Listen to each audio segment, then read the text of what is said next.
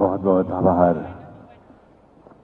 Professor doctor P मणिकांबर जी, जिनका हिंदी के प्रति और हिंदी और तेलुगु के बीच सेतु के रूप में जिनका योगदान बड़ा महत्वपूर्ण है, बहुत प्रेरक है। और आपके जल गीतम की चर्चा तो सर्वत्र होती है, क्योंकि उसका जब केंद्रीय हिंदी निदेशालय ने जो इसके लिए सर्वश्रेष्ठ अनुवाद का पुरस्कार दिया था, तो उसके बारे में सबको इस माध्यम से मालूम चला था। और आंध्र प्रदेश हिंदी अकादमी ने भी 2008 में सर्वश्रेष्ठ अनुवाद के लिए इसको पुरस्कृत किया था। तो इस तरह के बहुत सारे आपके योगदान हैं हिंदी को, तेलुगु को और इसके बीच के सेतु को मजबूत करने के लिए आपने निरंतर प्रयास किया है, अपने लेखों के माध्यम से, आलेखों के माध्यम से, व्याख्यानों के माध्यम से। दिव्य सज्जनों, इस अवसर पर मंच पर हम सबके बीच प्रोफेसर एस अनंत कृष्णन जी की भी गर्मामयी उपस्थिति है। आप जानते हैं 1918 में महात्मा गांधी ने मद्रास में जो दक्षिण भारत हिंदी प्रचारिणी सभा की स्थापना की थी, उसके माध्यम से पूरे दक्षिण भारत में हिंदी के प्रचार प्रसार को बहुत गति मिली और एक सोच उभरी भाषा को लेकर और राजभाषा को लेकर। प्रोफेसर एस अनंत कृष्णन जी भी एक समर्पित हिंदी प्रचारक हैं तमिलनाडु के, और तमिल भाषी होने के साथ उन्होंने हिंदी के प्रचार प्रसार को अपने जीवन का धर्म बनाया है और 1967 से हिंदी का शिक्षण कर रहे हैं और बहुत सारे विद्यार्थियों को, युवाओं को, समाज के विभिन्न वर्गों को उन्होंने जोड़ा है इस भाषा के साथ, भाषा के संस्कार दिए हैं और हिंदी भाषा के साथ भी जोड़ा। एक बार करतल ध्वनि के साथ आइए उनका वंदन अभिनंदन करें। आपका ब्लॉग भी बहुत लोकप्रिय है, 1.5 लाख से भी अधिक उसके साथ लोग जुड़े हुए हैं। मैं निवेदन करूंगा डॉक्टर प्रोफेसर एस अनंत कृष्णन जी से कि वे अपने संबोधन के लिए पधारें।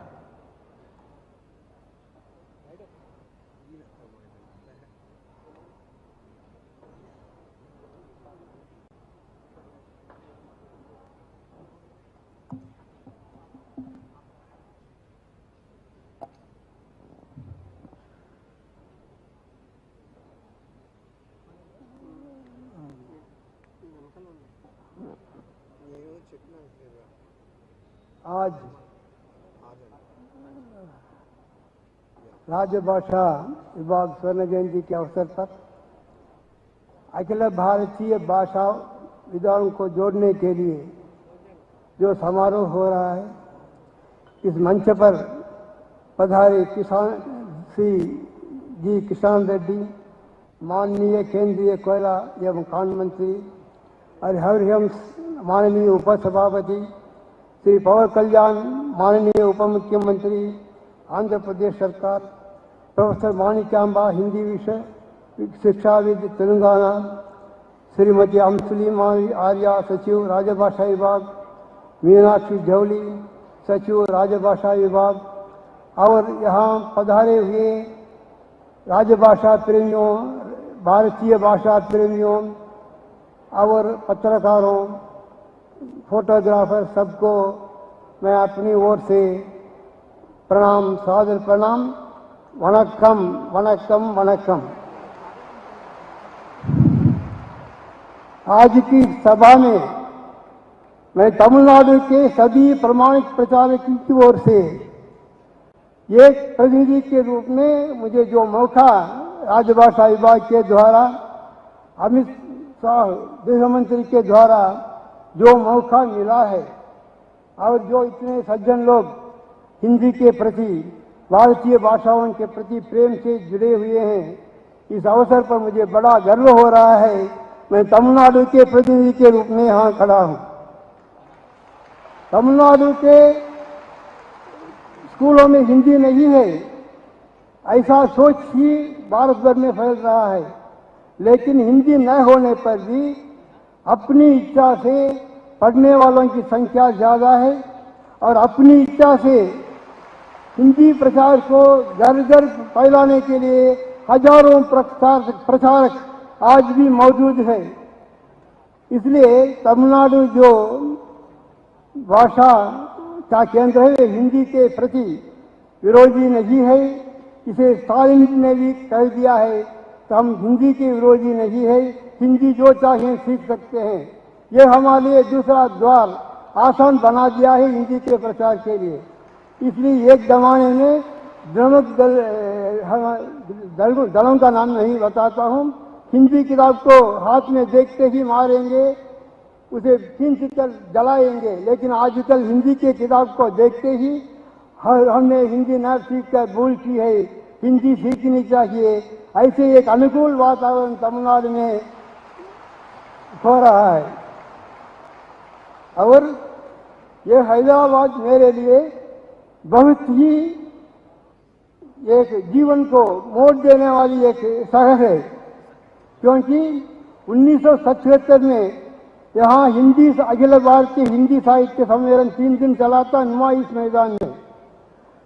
उसमें हजारों लोग वहाँ इकट्ठे हुए थे। तब मैं तमिलनाडु के प्रतिनिधि के रूप में मुझे भी भाषण देने का मौका मिला।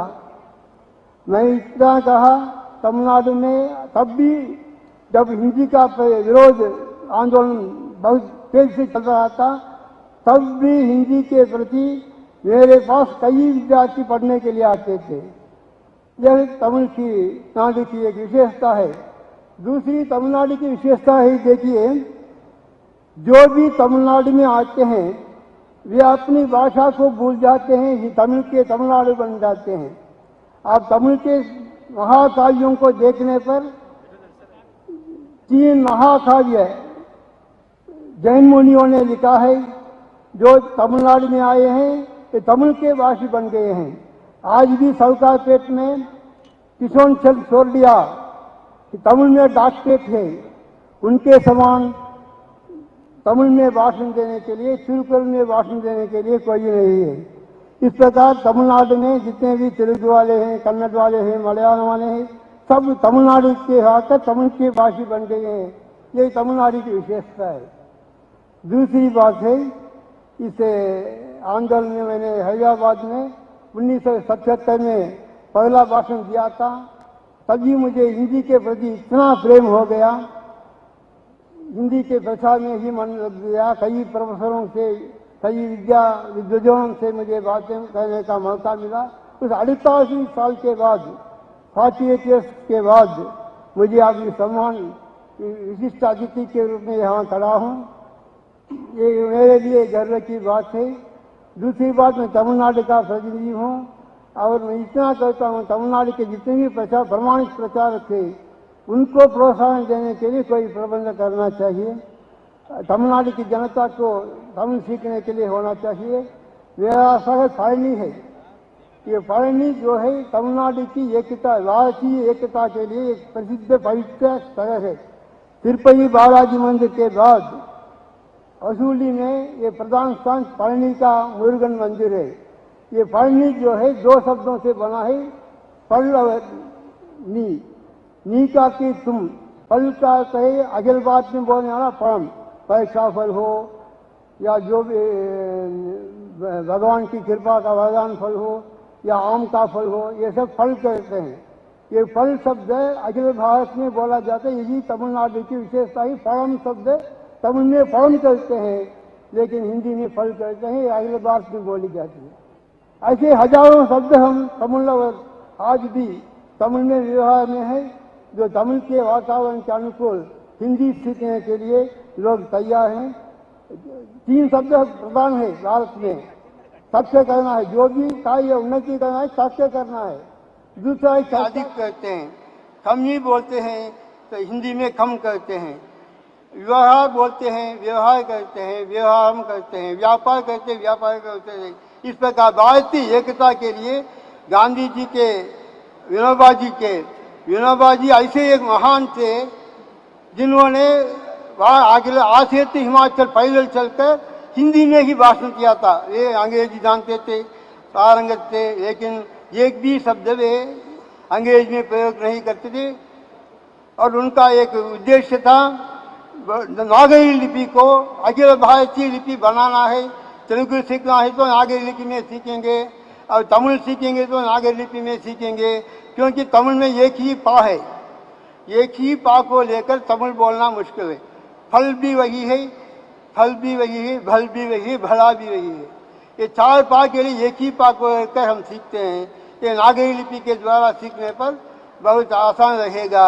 इस प्रकार भारतीय एकता के लिए एक संपर्क भाषा, राजभाषा की जरूरत है।